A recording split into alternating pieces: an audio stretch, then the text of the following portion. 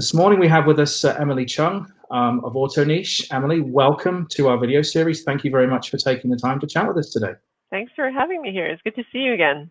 Okay, so you've got quite a prolific career, so there's a lot of things that you've done, but I guess kind of starting off, tell us a little bit about your background. I mean, did you grow up in an automotive family? Because I think you sort of did, didn't you? And yeah, I grew up in an automotive aftermarket family, and my father has an automotive, he has a brakes business, and so he is a wholesaler. He sells to the people that I buy from. He's had the business, I think, since 1992. I remember the very first days when he was still just drawing his logo in our kitchen table, and back then we had, I'm totally dating myself, but back then we had, typewriters still, and so I remember him creating documents like that, So it was quite a long time ago. And for me, with his business, I remember when I was younger and he brought me in to put the labels on the boxes for the brake part numbers. I didn't actually know how to make the brake rotors. I didn't know the technical aspects of it. I just knew that it was a part. So I always say he could have been selling a coffee mug for all I knew. Like, I knew the product, how to package it, how to ship it, all that stuff. I didn't actually know the technical aspect of it. What was your first sort of direct involvement in the industry? So how did you actually start officially working, if you like? So I never actually thought that I would own my own business. I had no interest in being an entrepreneur. I saw what my dad went through. I saw, the long hours and the stress and all that. And I didn't want that for me. So after high school, I went to University of Waterloo. I eventually got my degree in psychology and business. I became a psychometrist for a few years. And then I missed the business side of things, so I moved into human resources. I thought it was a good mix of, psychology and then the business side of things. And then after that is when I went to work for my father again as a project manager. And then around that time, I went on maternity leave with my second one. I have two boys. And I just thought at the time that there was an opportunity for me to go into a pre-apprenticeship program at Centennial College. And I thought that it would be helpful for me in terms of, if I was going to stay in the industry with my dad. Lee was 3 months old at the time. So I would, wake up at 5 in the morning. I would nurse him. I would go to trade school at 7. I would, in between shop classes, go to the other side of Centennial, pump milk, store the milk there, go back to shop class, and then, do this whole thing for a few months. And then eventually I completed level 1. And then at the end of that, I had to decide if I was going to return to my father's business to continue in there. And, part of my journey is that I became a Christian around that time too. And I just really felt like God was calling me to open up a repair shop. And so in one conversation with my dad, I said to him, I'm not coming back, and I'm going to learn how to fix cars. I'm going to open up my own repair shop. And my cousin was working for him at the time. So I said, by the way, I'm taking her with me. She's going to be my service advisor. So that was in one conversation.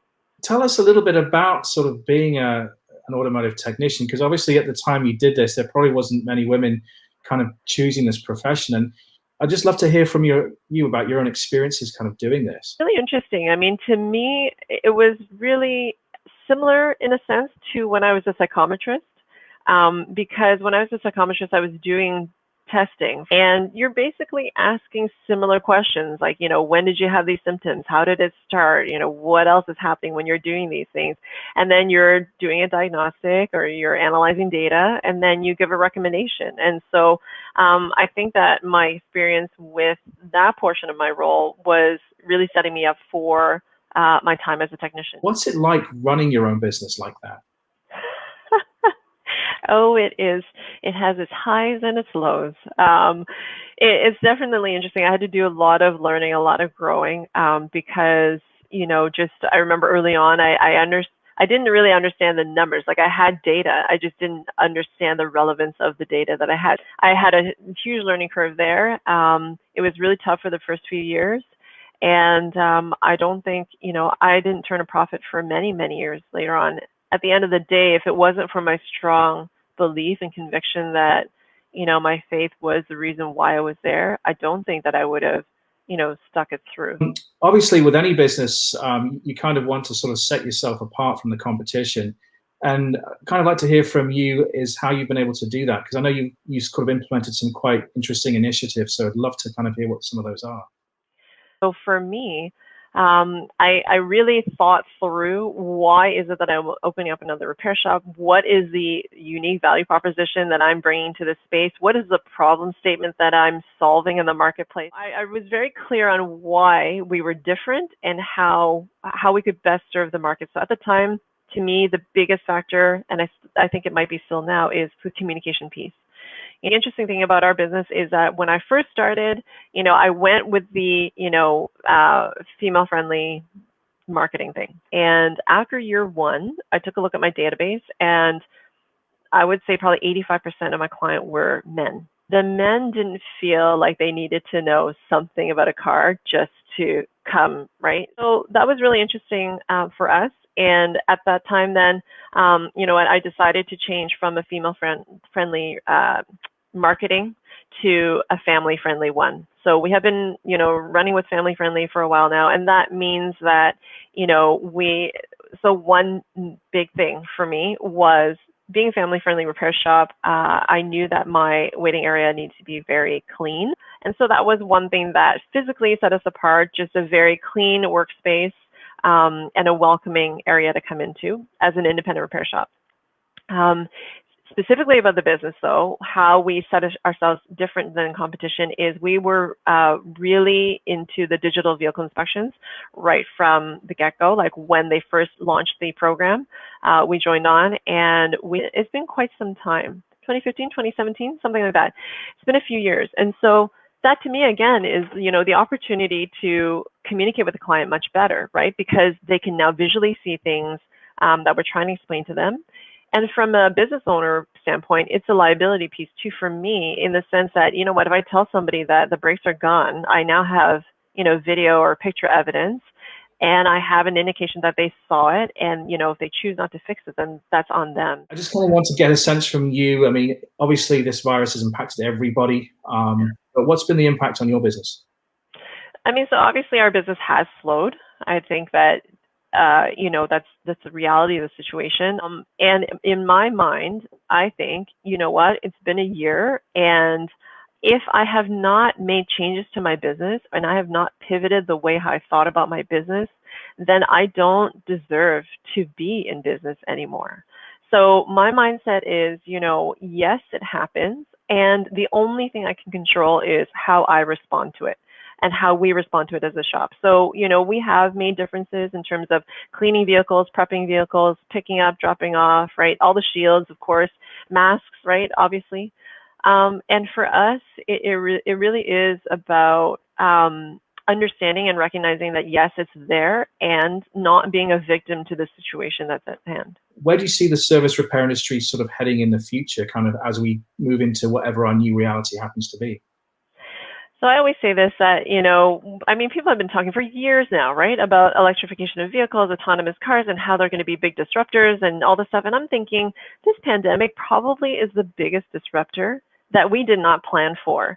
And I mean, if we come out of this, when we come out of this, I feel like those things are just going to be, it's going to be a little bit easier to handle because we've had so much warning about them. So I definitely do think that, yes, as they say, right, with the trends, electrification and all that stuff, that's going to be where the industry is going. Once I separate the hype noise from all of that, that's, I kind of look at it as, okay, what are the opportunities there? So for me, it is a lot about getting our technicians trained. Besides, being a mom, besides, training as a technician, besides running a shop, you're also an accomplished journalist and also an automotive professor. Can you tell us a little bit about those as well?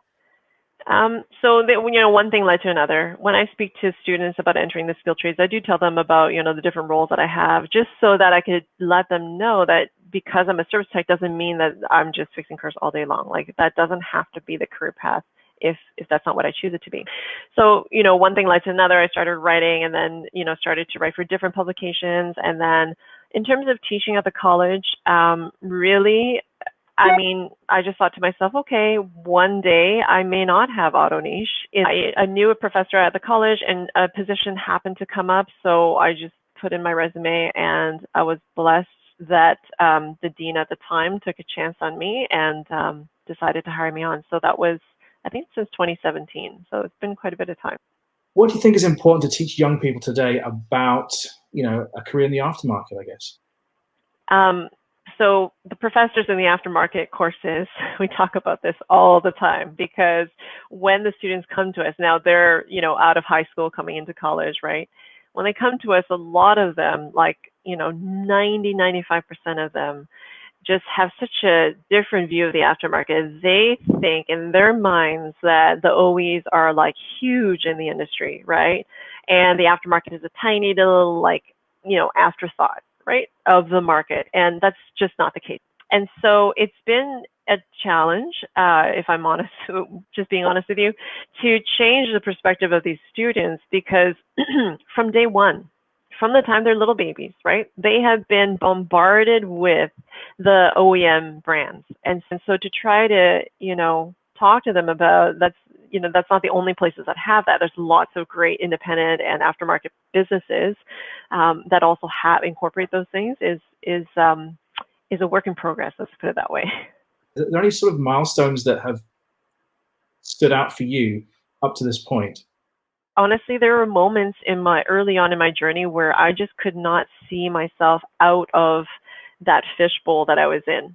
I just, didn't have the right mindset to move to a place that was bigger. And though I started my shop in a 3-bay, 5 parking spot unit, 2,200 square feet, let's say. And in about 2017 is when we moved to where we are now.